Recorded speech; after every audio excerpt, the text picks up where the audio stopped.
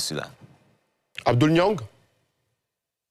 Bon, je commence par la deuxième question. Il paraît que les Russes ont abandonné le Mali. Il ne faut pas oublier que dans le Sahel, la guerre se mène dans un champ immatériel. Ça, c'est celui de l'information.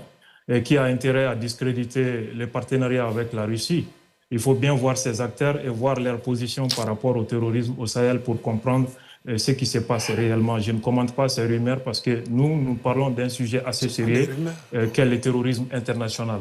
En plus de ça, la première question... Non, Abdoul Niang, vous ne pouvez pas passer par devers ce sujet. C'est un sujet de grande importance. Je veux dire, Africa Corps, c'est le partenaire le plus stratégique aujourd'hui de l'État malien, du gouvernement actuel de la République du Mali, dans la lutte contre le terrorisme. Donc vous ne pouvez pas passer sous silence ce sujet. Est-ce que le gouvernement, selon vos informations de journalistes proches du régime en place, est-ce que le gouvernement a été associé aux négociations du départ d'Africa Corps? Est-ce que vous avez la preuve qu'il y a eu une négociation? Donc, ce n'était pas prudent pour l'expert de venir sur le plateau. Très bien. Alors on va reformuler. Excusez-moi.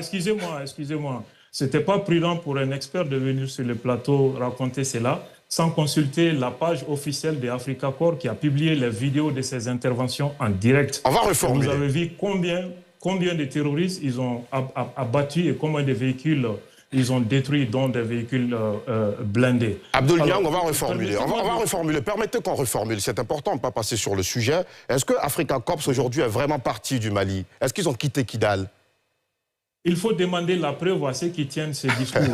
Nous, on sait ce qu'on est en train de faire et sur le terrain, la réalité est tout autre. Je vous ai dit que la guerre se mène sur un terrain immatériel, celui de l'information dans notre pays et qui a intérêt à discréditer les partenariats avec la Russie. Posez cette question aussi. Deuxième question, ils essaient de mettre en doute la capacité d'anticipation, c'est-à-dire les renseignements. Et je pense que le patron des services secrets ivoiriens ne sera pas content de vous si vous entend dire qu'il a été incapable lors des attaques terroristes contre le Grand Bassam. C'est ignorer complètement la nature de ces phénomènes asymétriques et la nature de l'ennemi qui est adaptatif également. Est-ce que vous pensez que le 11 septembre est l'indicateur de l'incapacité des Américains à protéger leurs citoyens? Est-ce que vous pensez que la France a été incapable de sécuriser ses citoyens parce qu'il y a eu des attaques terroristes simultanées le 13 novembre 2015, y compris à quelques mètres du président de la République qui était dans un stade de football? Je crois que c'est des affirmations... Vous avez posé beaucoup de questions.